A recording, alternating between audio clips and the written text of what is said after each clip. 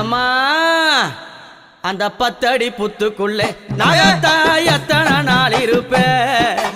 10 அடி புத்துக்குள்ளே நாகத்தா எத்தனை நாள் இருப்பேன்